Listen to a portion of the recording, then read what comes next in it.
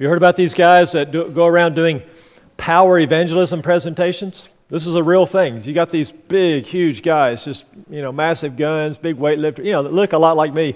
They go around to various schools and assemblies, public schools in some cases, churches, youth gatherings, whatever. And these huge guys, they do these incredible feats of strength. That they may break a board with their fist, or break a Brico block with their head, or lift massive amounts of weights, or do 50 pull-ups.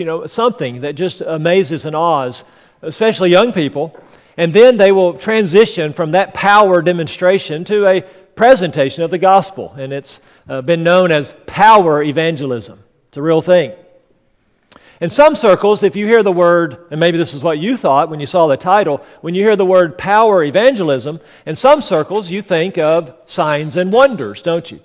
We think of the power evangelism of the first century in the book of Acts, where there were the gift of tongues given, the ability to speak a known foreign language, and this paved the road for evangelistic effort of the apostles.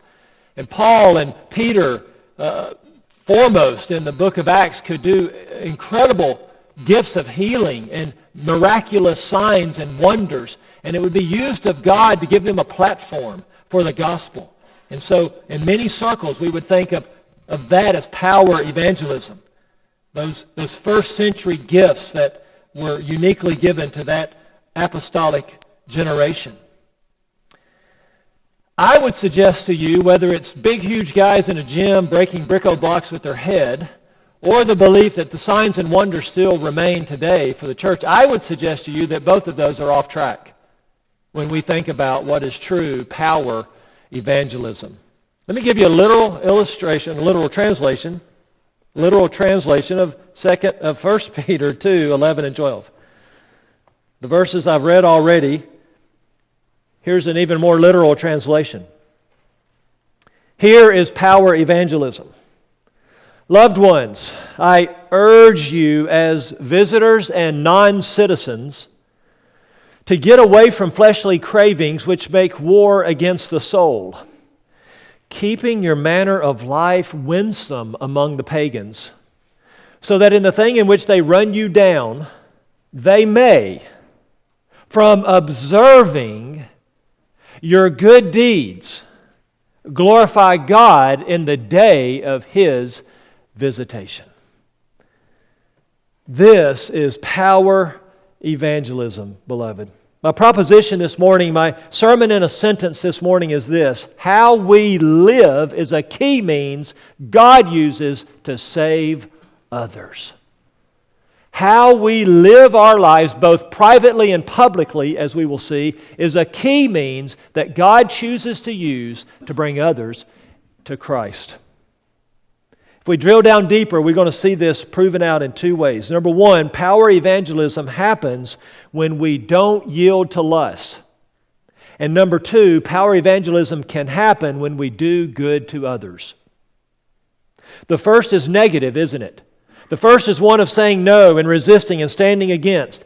The first focuses on our private life in the sight of God. The second one is positive. The second one focuses on our public life in the sight of men. Effective outreach or power evangelism needs both. Power evangelism takes both. Or we could say it this way: we must be both holy and loving to pave the way for the gospel. Evangelism then is like an engine that needs both fuel and air. You starve an engine of either one of those and it will not run. It will not perform. You starve evangelism of either personal holiness or doing good to others and it will not perform. It will not run. It needs both. Again, the proposition this morning is this: how we live is a key means God uses to save others. So let's look at these two things more closely. First of all, power evangelism can happen when you and I, in our private lives, in our personal lives, do not yield to lust. Now, this was a highly relevant command and urging for Peter's first century readers. These were pagan people, heathen people, Gentiles predominantly, who were saved not out of probably how you and I were saved out of our paganism. These folks were saved out of religion to true religion. They were saved out of heathen worship to the true worship of God. They were very spiritual. They were very religious. It was just completely perverted and distorted. So when Peter says to them, "Beloved, I urge you, I admonish you, I come along as your friend and plead with you to abstain from fleshly lusts," he was talking to people that when they participated in their pagan religion, they were taught to pursue their lust. Are you with me? Their very religion encouraged them to give themselves wholly to their lusts.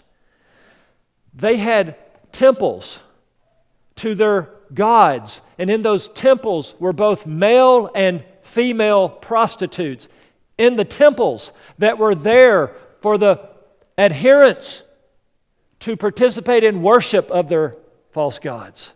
This was a part of their religion. This was how they carried it out. And so he is telling them now, no, not anymore, not as aliens and strangers, not as Christians. Now you are called to get away from the very thing that you once gave your life to. Fleshly lust, carnal cravings, if you will. Well, it's not just highly relevant to the first century readers, is it? Lust is still alive and well in the world, is it not? Lust is still alive and well in our flesh, is it not? In our unredeemed humanity. And so this is highly relevant for us as well. Don't check out on me here and think you're past lust, because Peter is not just talking about lust of the body, he's talking about lust of the mind too. It can be both places. Let's define this then. He is describing fleshly lust, evil lust, a passionate desire that is either excessive and therefore inordinate, or it's a desire for something that is evil or wrong. It is to long or crave or desire something that God says is outside the boundaries, outside my will for you in your life. Here are some examples then of some things you and I need to keep in mind as we abstain, as we get away from, as we withdraw ourselves from these fleshly lusts. You need to abstain from the tasty desire for revenge when you have been wronged, when you've been mistreated. Sometimes we are mistreated. Sometimes it's just our perception, isn't it? Sometimes we read into things. Sometimes we read into a person's tone, or sometimes we read into a person's text or email or post, and we feel mistreated. Well, we're going to have a desire there, a tasty desire for some form of revenge. It may never leave our minds, but we can sin in our minds here. We can lust for that. Or how about this one? You need to abstain, and I need to abstain from a consuming craving for control, where I have to have my way, and I want to control everything and everybody around me. That can be a lust of the flesh. Of course, this would include any longing, any desire for illicit sexual pleasure. That sexual pleasure might be of the body, it might be of the eye, it might be of the mind. But if it's illicit, if it's outside God's boundaries, then it is to be abstained from. Oh, there's plenty more where these come from, aren't there? There's the craving for food for comfort instead of fuel. There's the living for food, consumed with food, to the point where it becomes gluttonous and idolatrous, where food is our master instead of our servant. We can lust for food, folks, or we can lust for drink. There's the lust and the desire to get drunk to escape. Yes, Christians do this. Yes, Christians sin this way. They want to just escape from the pressures of life, and so they have one, and then they have two, and then they have four, and then they have eight. And so they're trying to numb themselves and medicate themselves from the real issues of life, and that can become a real lust of the flesh. Some want to just drink to excess to simply feel good. This too would be wrong. How about the longing to gossip or slander or exaggerate or lie? Some have a bent in that direction, a longing to do that. There's the evil craving that some might have to be left alone. I just want to be left alone. I lust for privacy. I lust for personal space. I lust to be left alone from all the world so that I can live my self-absorbed, self-focused life. That can be a lust of the flesh.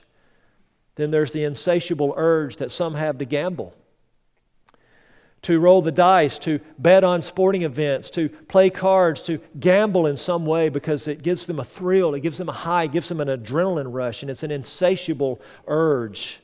Some have a passion for buying that is unnecessary, to buy unnecessary and unneeded things, to shop all the time. We got a word for it, don't we, in our culture? The shopaholic. The person that just simply has to continue to make transaction after transaction for things that are unneeded and unnecessary. That's a lust of the flesh. There's also the workaholic in our world, isn't there? The person who lives for work, who finds their meaning in work, who is defined by work, who is affirmed by work. And so work becomes the idol and the lust of the flesh. I have to always be in that mode. Now, in our day and age, with all of our technology, work is following us around everywhere. It just comes home with us. We can't hardly ever get away from it. Some would have a lust for safety. Some have a passionate desire, a craving of the flesh to eliminate all risk from their life. Some have a longing for security. This is every decision is based on, will this be safe? Will this be secure? Will this be a life without risk? And then on the other end of the spectrum, there are some who have a craving for a life full of risk. They're always looking for the adrenaline rush of some other thing to give them some meaning in life, some purpose.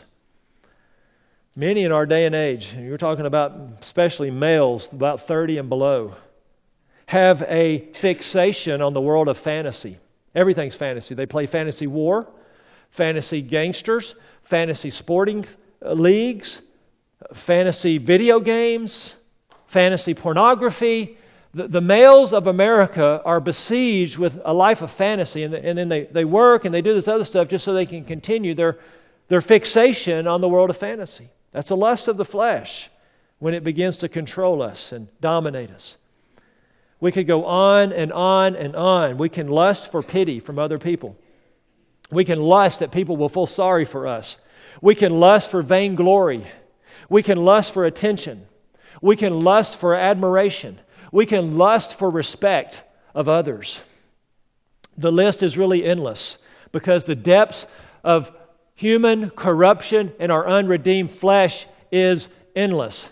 When Jonathan Edwards would consider his depravity, even as a Christian, when he would consider the depths of the darkness and the blackness of his own heart before God, and here was a man who pursued God with everything in his life from a young teen, he would say of his sin that it was infinite upon infinite. Infinite upon infinite was the depths of his own sin and the capabilities of his own fallen heart. And listen, Jonathan Edwards is no different than you and I. And so we must recognize that we still have these fleshly lusts and fight against them, abstain, stand against, war against. We could summarize it this way. If you have a pulse, you have fleshly desires that must be resisted for the sake of others. If you have a pulse, you have fleshly desires that must be resisted if we're going to reach others with the gospel. At this point, we may step back and say, well, how can we do this? I mean, if I'm honest with myself, my flesh is a boiling cauldron of lust. My fallen, unredeemed, indwelling sin is one continuous wrong desire after another. How can we possibly? Look at the text. He says just blanket, categorically, abstain from fleshly lusts. If we're not careful right here, we'll be crushed by these words. We'll be brought to our knees in total despair by these words. Because any honest person can say, I can't all the time withdraw myself from myself. So how can we do this? Look at the little phrase after he urged us. I urge you as aliens and strangers. This is giving us insight into how we do this. I'm going to springboard from that phrase. We'll come back to it at the end, but I want to back up in 1 Peter and just share with you everything he has said about you as a believer. This is how we abstain, all right? We have been chosen and set apart by the Holy Spirit to obey Jesus, not our lust. Chapter 1, verse 1. We have been born again to a new life, not life in the old pit. Chapter 1, verse 3. We are proven followers of the unseen Christ, not disciples of depravity any longer. We are children of obedience, we're told in chapter 1. We are children of obedience who are being conformed to the Holy One, not conformed to our former lusts. This is who you are. Beloved, you have been redeemed from sin's power and sin's guilt by the precious blood of the Lamb. You are redeemed people. You do not have to obey your lusts. We learn that we are purified souls who are able to live pure lives because our very souls have been purified in our regeneration. We have been regenerated by the seed of the gospel. God has planted His Word in our heart and it continues to grow and bear fruit, and we are growing in respect to salvation. This is true of all of us who are in Christ. Chapter 2, verse 3, you and I have tasted the kindness of the Lord, and we have discovered that the kindness of Jesus Christ is sweeter than sin, right? And that the satisfaction found in Christ is greater than the satisfaction of our lust. You see how important this is? Look at chapter 2, verse 3. Just this little phrase, if you have tasted the kindness of the Lord, the grace of the Lord, the mercy of the Lord, if you have discovered that Jesus is sweeter than sin, now abstain from your lust. If you have discovered by the sensory of your soul that Jesus is more satisfying than your cravings, now abstain from lust. He doesn't stop there. Who are we? Who are we in God's eyes? We are living stones who are interconnected with each other and Christ with a beauty and purpose that we did not have in sin. You have a beauty, you have a purpose you didn't have when you lived in sin. Abstain from your lust. We are chosen people, royal priesthood, holy priesthood, set-apart nation, a new people belonging to God, not to the world. We don't belong to the world and its lust any longer. That's passing away. We've come out. We've been called out of that darkness, right? That's who we are. And then finally, as we look at this phrase, beloved, I urge you as aliens and strangers. We are visitors, beloved, living in a foreign country on a temporary visa, and we're about to be called home. We're about to run out of time in this foreign land, and our homeland and our King is going to call us home to Himself.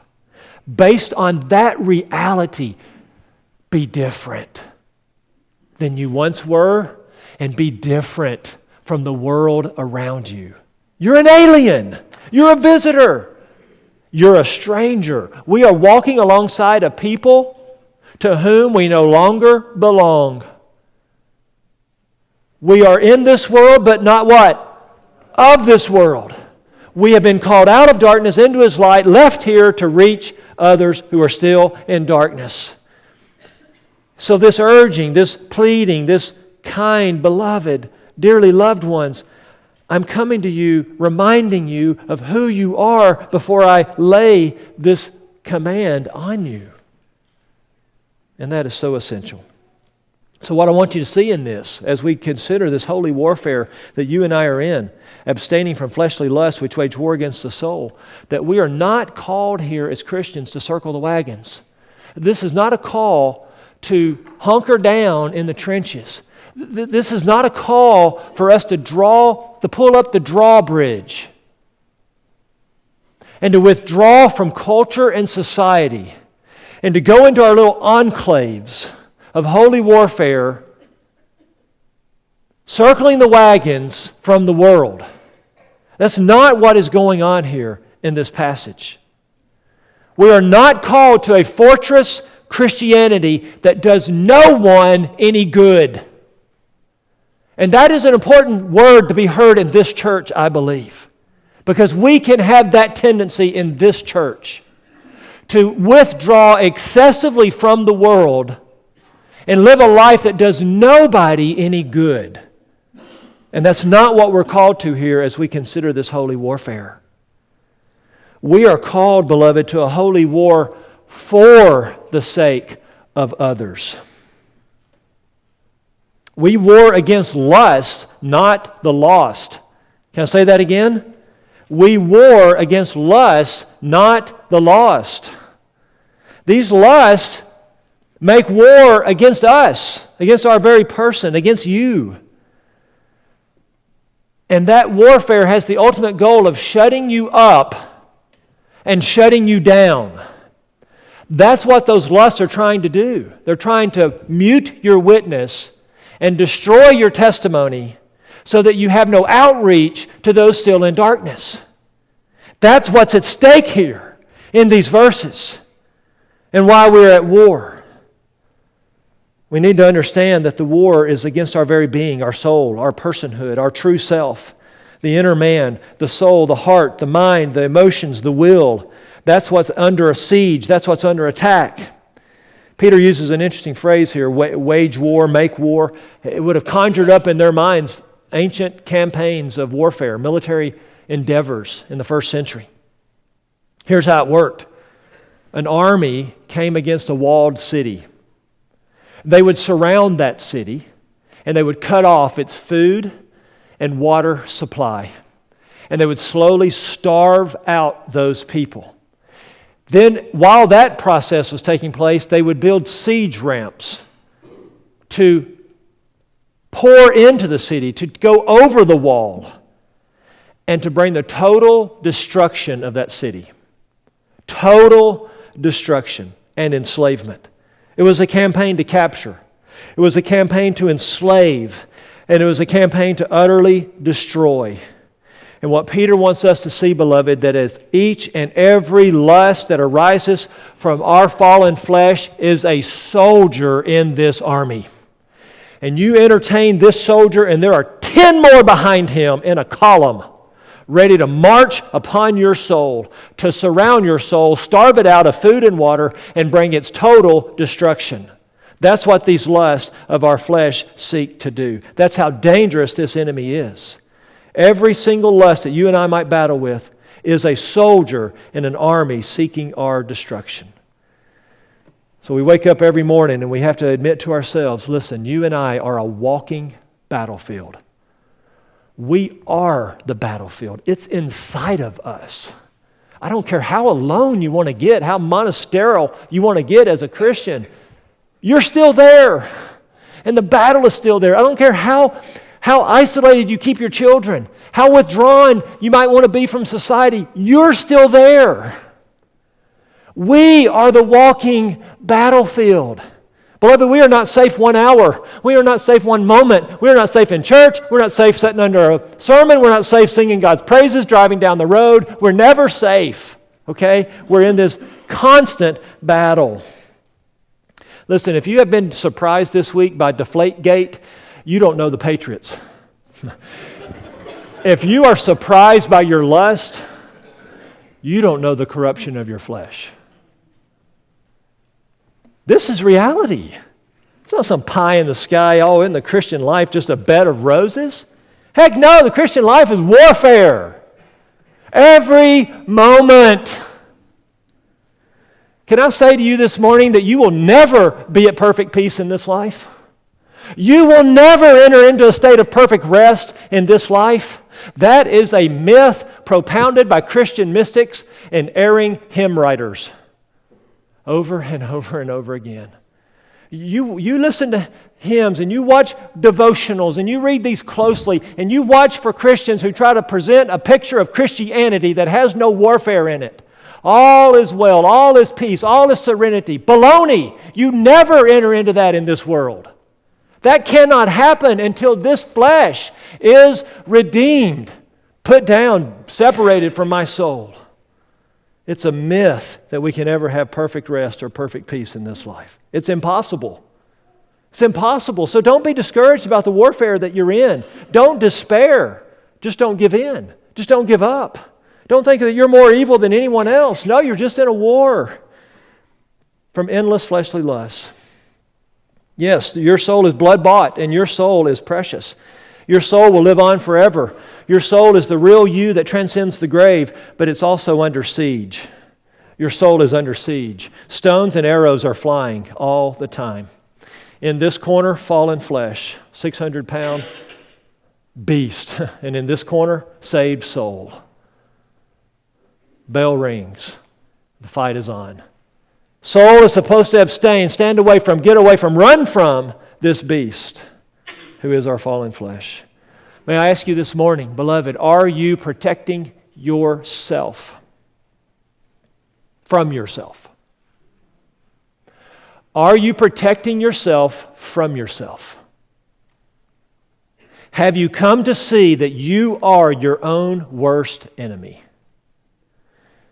It's not your spouse's fault. It's not your kid's fault. It's not your parents' fault. It's not Obama's fault. It's not the Democrats' fault. It's not fault of the politicians. My sin is my fault. Your sin is your fault. To help us, I want you to consider with me the lengths that we all go. In many cases proper, in many cases right, but the lengths that we all go to protect our bodies. The lengths that we all go to protect our physical health in this world. Now we need to have some sensitivity to our culture. We're in a unique time when, because of technology and science and the decline of God in the culture, we are in a culture that lives for the physical, that cries out for preservation of bodily life at all costs and at all times. That's the culture that you and I live in. But I want you and I want myself to consider the lengths that you and I go to maintain and protect our physical health, and then to transfer some of that zeal to our souls. For example, our bodies, we take vitamins, we're concerned about safe food, we're interested in filtered water and good water supplies, and we take vaccines and give vaccines to our children, and we get flu shots and pneumonia shots and all of these things for our bodies.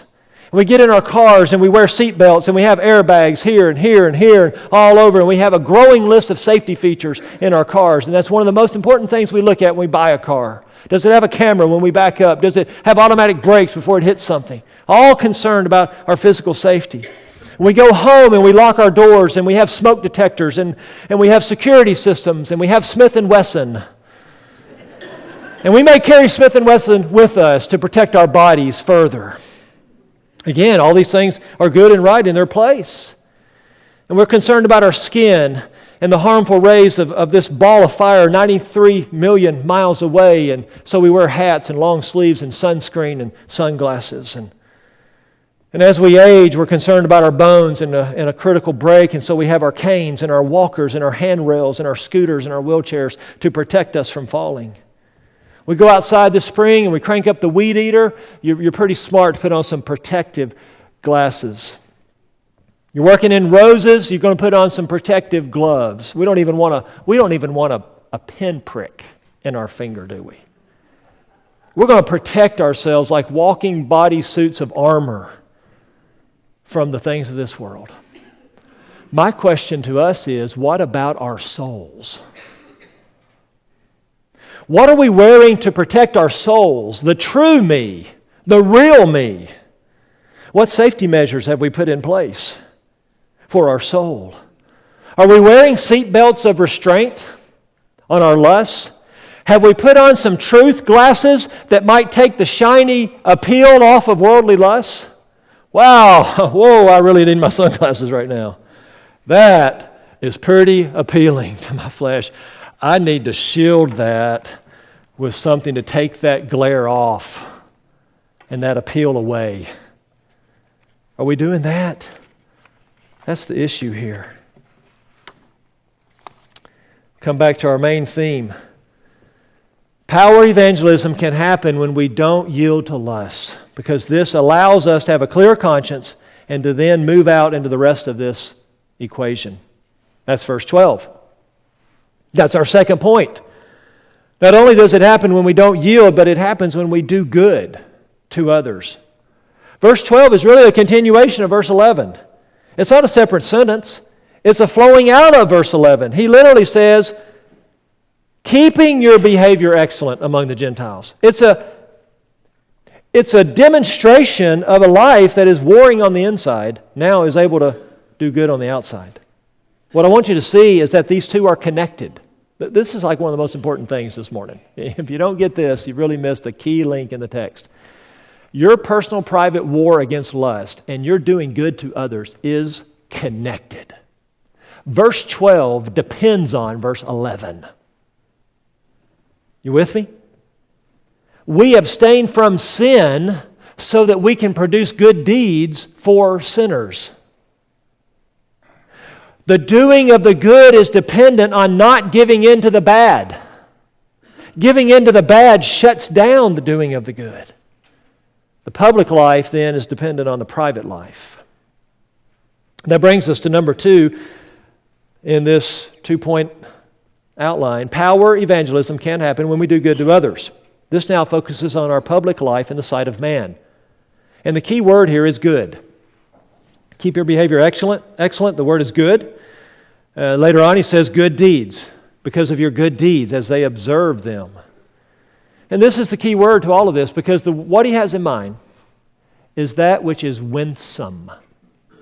He means good by the sense of attractive, appealing, appreciated. When he says, let your behavior be excellent among the Gentiles, Peter has in mind behavior of believers toward unbelievers that attracts their esteem of us and that behavior. It gets their attention, it stops them in their tracks, it draws forth their appreciation, their praise, their acknowledgement. They find themselves having to commend this because it is so attractive and so beautiful. Keep your behavior good among the pagans or the heathens, so that in the thing in which the pagans or the heathens slander you as a Christian, as an evildoer, they may, because of this good deed, as they watch them, as they're an eyewitness to them, they may glorify God in the day of visitation. It's all about outreach. It's all about their conversion in the day of visitation. These words ought to sound familiar to us.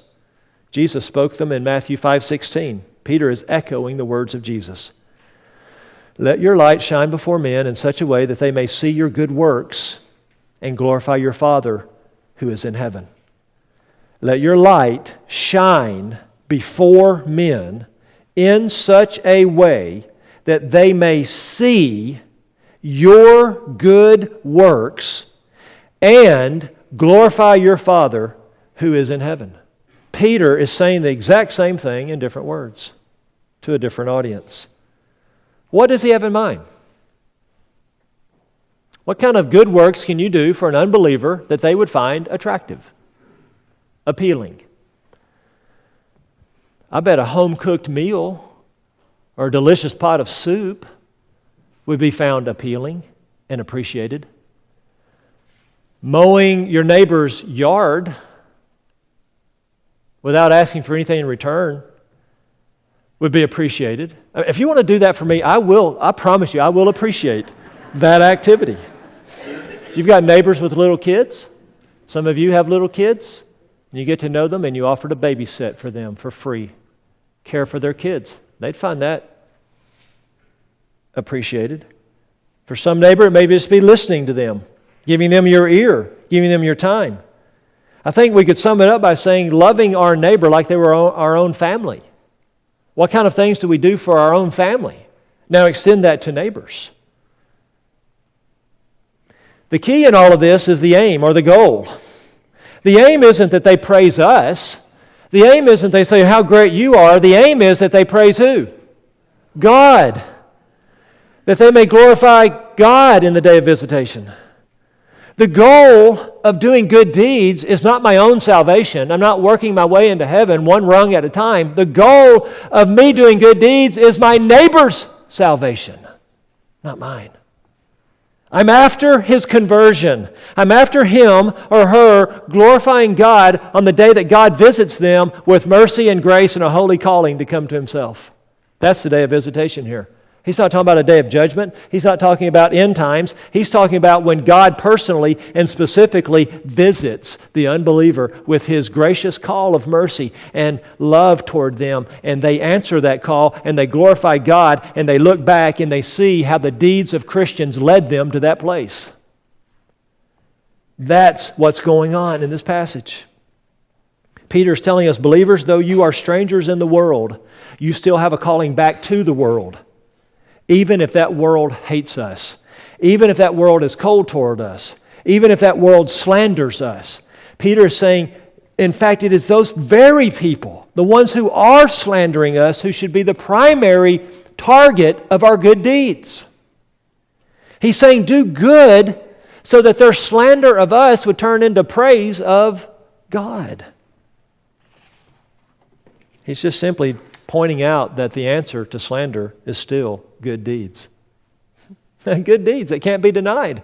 Good deeds that can be witnessed. Good deeds that just stop people in their tracks and shut their mouths. As Paul said, we overcome evil with what? Good.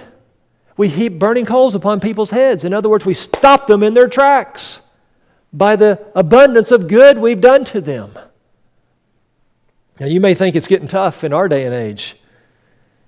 You may think, wow, this is really relevant in 21st century America and Western culture with how Christians and Christianity is being treated. Well, let me tell you how relevant it was in the first century. How relevant this was to these early Christians who were under verbal attack and physical attack eventually. As Peter writes this, persecution is on the rise in the Roman Empire. It's verbal right now. It's ridicule and mocking and slandering and ostracizing. But it's soon to turn to physical. And he writes to these people. Let me give you a list of where they were and probably where we are headed. Probably not probably, definitely where we are headed. They were experiencing economic persecution. The unbelievers around Christians were often upset that they upset the trade of the idol markets. They were turning en masse away from idols and the little shrines that were being built to worshiping Christ, and that was killing business. And so there was economic persecution. They were also went through political persecution. Christians of the first century were considered enemies of the state and disloyal to Caesar. They said Jesus is Lord, not Caesar. The Caesars were deified. The Caesars were worshipped in the Roman Empire. Christians came out of all of that. And now they were considered traitors. They also went through religious persecution, believe it or not. They were considered atheists. They rejected all the heathen gods and the pagan gods, and so the Christians were actually called atheists by the atheist. What an ironic twist. And they went through ethical persecution. Christians were accused of practicing unlawful customs and rituals. You've heard of Nero. I'm sure he was a Caesar. Caesar's a title. Nero's his name. Caesar Nero was a psychopath.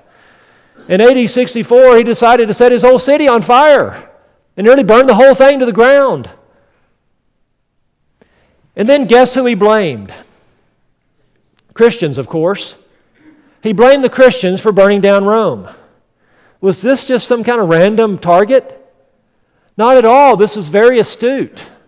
This was very shrewd. He blamed the Christians because the Christians were already hated. His own words were, quote, they were hideous and shameful.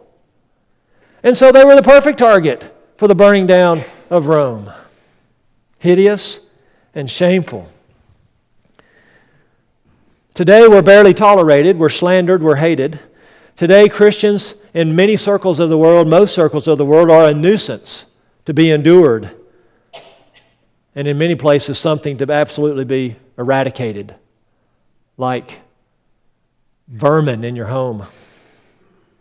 This is where the world is headed, when the love of many will grow cold and faith will be rare on the earth. Right now, we're a nuisance. Tomorrow, we may be a target of outright physical persecution. If we were to ask, how do we overcome all of this? How did they overcome all of this? How are we to live in light of all of this? It is the 1-2 punch of power evangelism. A holy life and a life of doing good, even to your enemies. This is the road that is paved toward conversion. Don't yield to your personal lust, especially your lust of hate and revenge in light of our culture. And do good to your neighbor, even your slanderous neighbors. Peter would say it's not about picket lines and protests. It's not about writing denouncing letters to the editor. It's not about throwing up our hands in disgust and buying more guns and ammo. It's not about another Facebook tirade, another can you believe, another what's this world coming to. This world's coming to what it's always been. Full of lust and passing away. Rather, Peter says, live above reproach and do as much visible good to the unsaved as you possibly can. I think Christians have done pretty good on this over the centuries. I mean, we ask ourselves the question, who has built many of the world's hospitals and schools? Who's cared about health care and education in heathen lands? Who builds leper colonies and missions to the homeless? Who has pressed for child labor laws, prison reform, and the abolition of slavery? Who leads the way in feeding the hungry, clothing the naked, caring for the lost, starting orphanages? Who cares about health care, baby care, clean water, not just giving a man a fish, but teaching a man to fish? Who cares about these things? Who gives away ultrasounds and diapers and bottles to unwed mothers who with an unwanted pregnancy? Who would do such a thing? Well, by and large, for the most part, Christians and Christian missionaries and Christian churches. There's been much good done on this front. Many have understood and applied this well over the centuries. But the question this morning is, what will it look like in your life? And what will it look like in my life? What can we start doing today by way of observable good deeds so that they glorify God on the day He visits them, the day of their salvation? Beloved, power evangelism involves not yielding to your inner lusts, whatever they may be. As you fight for your soul, you are simultaneously fighting for the souls of others. Power evangelism involves attractive deeds that benefit the lost, that can be seen by the lost, that can be experienced by the lost, that can't be denied or denounced by the lost. So much of evangelical Christianity is completely off course. It's making enemies, not softening enemies. It's idiotic and counterproductive. We're shooting ourselves in the foot. We're not told to protest against culture. We're told to do good to culture to the best of our abilities. We are to do deeds that are so patently good that even among unbelievers, they shut up opposition and open up hard hearts, all by the grace of God. That's what we're doing. We're shutting up opposition and we're opening up. By the grace of God, this is one of His means, like prayer, to that end. Can I encourage you this week, even today, to talk about this as a family, as a couple? If you're by yourself, to talk about it with the Lord. Sit down with your family and talk about how can we serve our unsaved neighbors? How can we serve our unsaved friends? How can we maybe do one less Christian activity and do more physical good that can't be denied to a neighbor? So that God might soften their opposition to our message. Now, some of you would be like me if I was sitting in a sermon like this. I would be fidgeting right now. I'd probably be sweating. I'd probably be frustrated. And I'd probably be wondering, when is he ever going to talk about the gospel being proclaimed? This is, preacher, you're starting to sound a lot like a social gospel here. Live a life and do good deeds. When are you going to talk about proclaiming the gospel? I did that last week. That was verse 9 and 10. You see it? It's a package deal. Now that we're through it, listen carefully. Verses 9 and 10 is word evangelism. You're all of this so that you may what? Proclaim, publish, announce, report the excellencies of Him who called you out of darkness into His marvelous light. That's giving the gospel. That's speaking your testimony. That's telling people what Jesus can do for them. Right? That's word evangelism. Verses 11 and 12 is deed evangelism. And they're here together as a beautiful package, a unit. For sure, no one is saved without the message. I said that, right? You heard me? No one is saved without the message. But we also have a testimony to maintain. And we have a debt of love to discharge. We owe the world our love. We owe them our service. It is a debt that you inherited when you became a Christian. And I inherited when I said yes to Jesus. We must live a holy life. We must live a loving life. So now we have the complete recipe. Proclaim God's greatness in calling you out of darkness. Restrain the lust from that world of darkness. And do good deeds for those who are still in darkness. I don't know about you, but this sounds so much better than breaking a Brico block with my head or smashing a board with my fist and then trying to talk about the power of God. Let's do this and see what happens in our lives. Father in heaven, thank you for the package of word and deed evangelism, for true power evangelism, not rising up and denouncing our lost neighbor, but pulling the weeds out of his flower bed, taking him his empty trash can, offering to wash his car when we're washing ours, checking to see if his feeble wife needs to be taken to the doctor.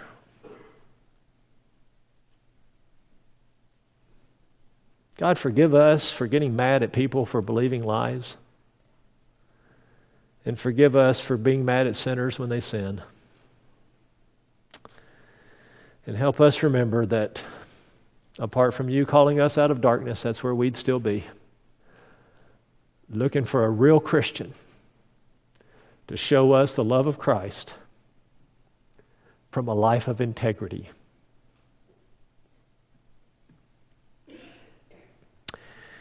God of heaven, will you correct us through your word? Will you purify us? Will you break our hearts and give us great hope? Maybe, Lord, today this is the first time we've seen your recipe for outreach. Maybe this will give us a new hope and a new motivation that you can use us to save others. We ask it in the name of our Savior, who modeled these things perfectly. Amen. Curtis, come on up, and we're going to close our service. Come on and stand with us as we prepare to stand up and sing for Jesus.